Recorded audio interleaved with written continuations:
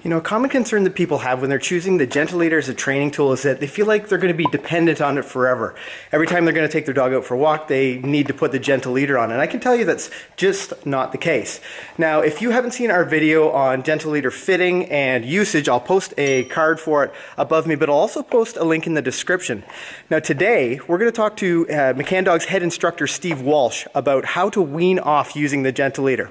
I'm Ken Steep, and welcome back to McCann Dogs. Hey guys, how are you? Steve here from McCann Dogs. Back to talk to you a little bit more about Gentle Leaders. In our last video, we talked to you about how they can be a great tool for success with our dogs, especially some of our bigger, more excited dogs that need a little help and need that little bit of extra control. Stand. And one of the things that I hear most often is that a Gentle Leader is a permanent piece of equipment. And I even spent last weekend down at a veterinarian's conference in Niagara Falls and talked to several people about how it can be a great tool for success, but it's not something that needs to be a permanent fixture.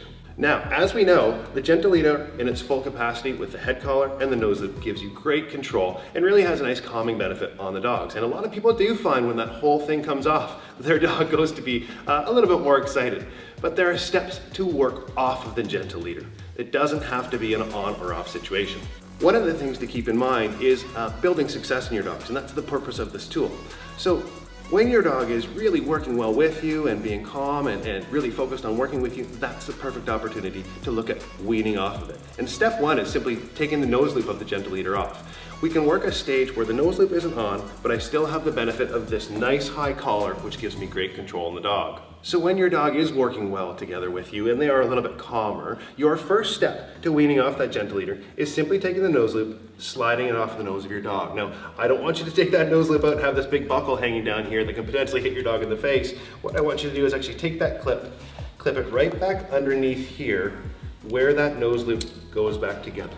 This gives me the benefit of a nice high collar that when I need to move my dog, I can just help her along with my voice and that leash as need be.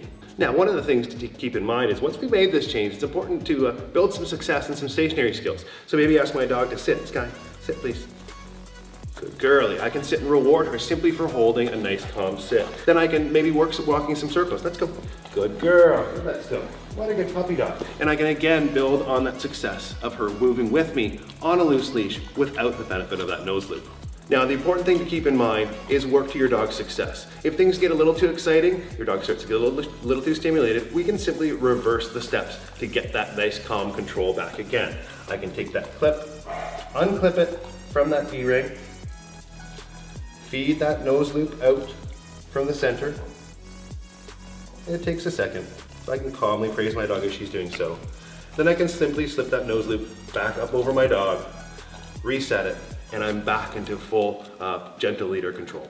The biggest thing to keep in mind when using any tool like the Gentle Leader is work to your dog's success. If they're a little bit too excited by the environment around them, use the benefits of both the nose loop and the head collar. But if you're in an environment where they're listening well, you're working well together, then by all means start to take those steps to wean off this powerful tool that we have to really help build your and your four-legged family members' relationship. So I want to thank McCann Dogs head instructor Steve Walsh for sharing some of those tips and tricks for how to wean off the Gentle Leader. But if you haven't seen the Gentle Leader video that we made a little while ago, I'll post a link to it in the description below, and you should definitely check it out. The Gentle Leader can be a really great training tool for you to use to your advantage. Now, if this is your first time on the channel, make sure you hit that subscribe button. We publish new videos every single week to help you spend some quality time with your four-legged family member. See that video beside us? That's actually our McCann Dog Students playlist, and you might enjoy some of those videos as well. On that note, I'm Ken. I'm Steve. Happy training.